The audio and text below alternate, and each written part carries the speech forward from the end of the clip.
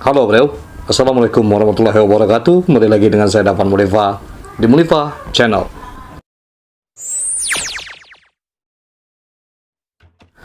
Oke, kali ini saya akan bercerita tentang sebuah tradisional yang sangat mistik sekali, yang beraromakan mistis di Minangkabau. Tradisi ini telah lama mulai tertinggalkan, terkikis oleh zaman. Dia adalah tradisi Lukah Gilo. Mungkin buat kaum milenial sekarang ini mulai tidak mengenal apa itu Lukah Gilo. Ini adalah sebuah tradisi dari Minangkabau yang konon kabarnya telah ratusan tahun lalu adanya, tapi sekarang ini sudah mulai ditinggalkan. Bagaimana cerita tentang Lukah Gilo dan dari mana asalnya? Sebelumnya jangan lupa di subscribe dulu, di like, di komen. Jika ini bermanfaat buat kita semua, makanya kita harus men-share. Begini ceritanya tentang Lukah Gilo. Sesuai namanya, properti yang digunakan dalam pertunjukan Lukah Gilo adalah lukah, yang merupakan alat penangkap ikan yang terbuat dari bambu. Bentuknya memanjang menyerupai kerucut. Lukah didandani layaknya manusia. Bagian ujungnya yang lancip diberi batok kelapa yang melambangkan kepala. Di kanan dan kirinya dipasangi kayu melintang yang melambangkan tangan. Tak lupa lukah tersebut juga dipasangi baju. Lukah Gilo dipentaskan pada malam hari. Cara memainkannya, lukah ditopang dua orang di kanan dan kiri.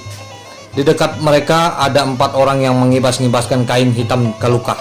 Sementara itu, penonton membentuk lingkaran besar mengelilingi lukah.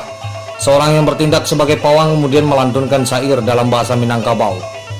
Beradu dengan keheningan malam, suara si pawang terdengar magis dan menusuk jiwa. Ditambah dengan iringan alat musik talempong dan gendang, suasana mistis kian terasa. Lalu seakan-akan ada kekuatan tak kasat mata. Perlahan-lahan lukah bergerak, semakin lama gerakannya semakin menjadi-jadi. Lama-lama lukah itu bergerak layaknya orang kesurupan atau orang gila. Itulah kenapa kesenian ini dinamakan Lukah Gilo. Gilo yang artinya adalah gila.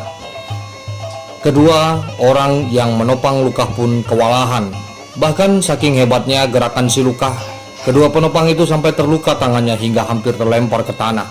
Bukan main. Ketika digunakan sebagai properti untuk pertunjukan Lukah Gilo, lukah bukan lagi lukah biasa, melainkan lukah yang telah dirasuki jin. Pawanglah yang memanggil jin untuk masuk ke dalam lukah. Hal yang kemudian menyebabkan si lukah marah ialah lantunan syair dari si pawang yang bernada mengejek si lukah.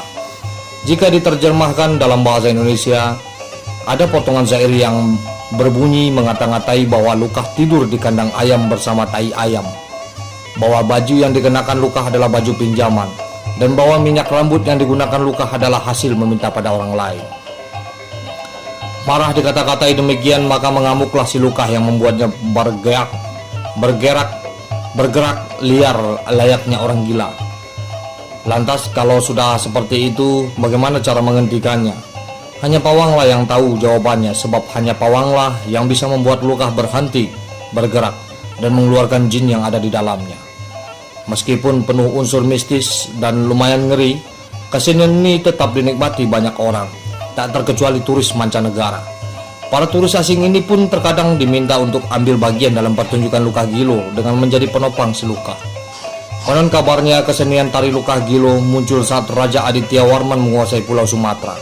Pada masa tersebut, dalam upacara ritual-ritual kerajaan, raja selalu menggunakan kekuatan animisme dan dinamisme.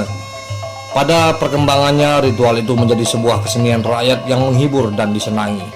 Seperti contohnya Lukah Gilo ini. Pada masa kaum Padri berkuasa, kesenian ini sempat hilang, akan tetapi hingga kini sebagian masyarakat masih berusaha merawat dan menggelarnya kembali ke pentas-pentas.